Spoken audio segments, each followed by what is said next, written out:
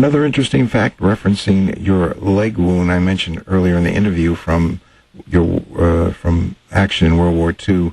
In Gunsmoke, Chester Good, played by Dennis Weaver, walks around with one bad peg leg, and we see you. We don't notice a thing wrong with you when you walk. I thought that was kind of ironic. Right.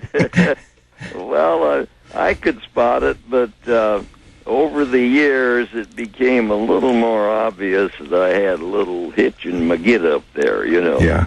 And as time went by the time I did my last Gunsmoke show, which was in 1993, and I was stumbling around. I decided I better not try to get in front of a camera anymore. So I haven't. My leg was really bothering me, and I was walking around like you figure, hey, this guy can't be doing this, Yeah. But it was a great 20 years, and I still love it and watch them all the time. Gunsmoke took the #1 rating in the 1957-58 season, a slot it held through 4 more years. Although it had some slump years, by the 1967-68 season, it regained space in the Nielsen Top 10, which it held for another 6 years. My goodness.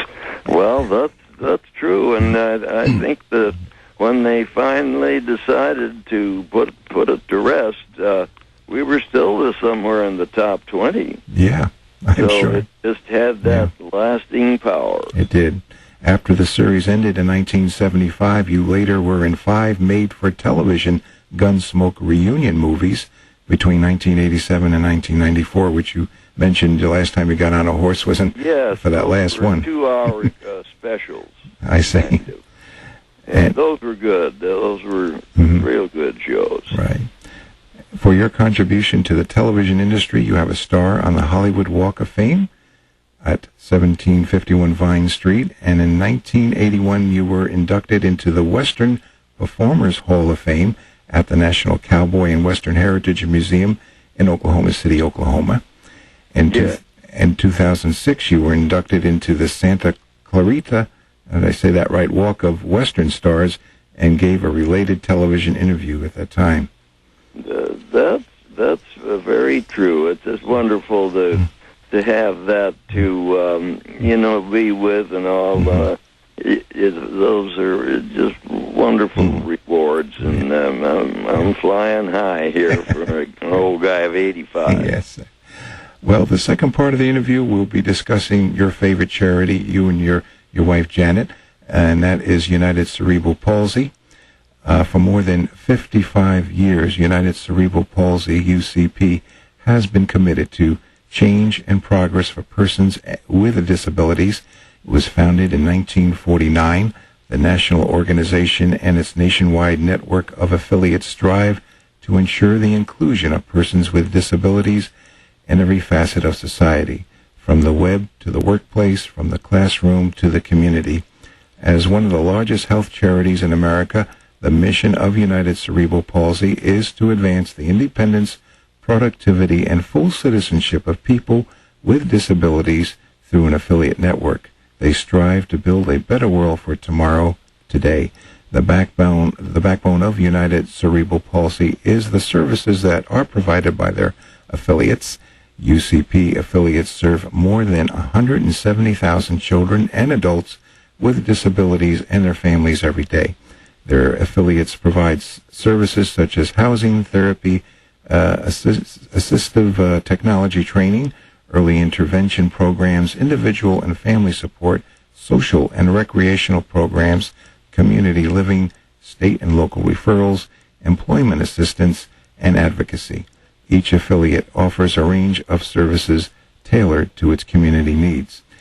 United Cerebral Palsy's mission is to advance the independence, productivity, and full citizenship, as I said, of the people with disabilities through an affiliate network.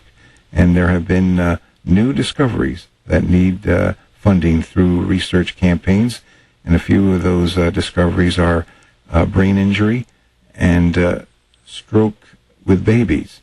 Now, Mr. Arness, I know you and your wife Janet would like me and our listeners to know more about your favorite charity, United Cerebral Palsy, and tell us why this charity is so close to you and your wife on a personal basis. Yes, my wife Janet, I think, is on here. Are you on, Donna? Yes, I am. Hi, Steve. Hi there. My wife Janet, Steve. Hi. The reason that we have been so interested in cerebral palsy is because we have a grandson. He's 13 now, and he has a pretty major case of it. He can't walk, and he is in a wheelchair and so forth. So, we're very involved in it and trying to do whatever we can. Financially, we contribute to it as much as we can. And it's really, as you say, something that you wish in this country. And we keep reading things to the effect that there may be future ways that even someone like our grandson might be able to make some kind of progress. I don't know specifically what it is, but they're certainly working on it. Mm-hmm. Yeah, they've done a lot of different studies. They've done one at UCLA in the hyperbaric chamber, and you never know with the research that someday it may just break through, but also to help them now, which is so important because our grandson is very intelligent and a wonderful child. So there are opportunities for him and many other people, and by donating and helping with the research and giving to the programs, it helps their life. I see. And we're proud to be part of it. And you've been involved with them for some years now, right? In 1995, we got involved. I see.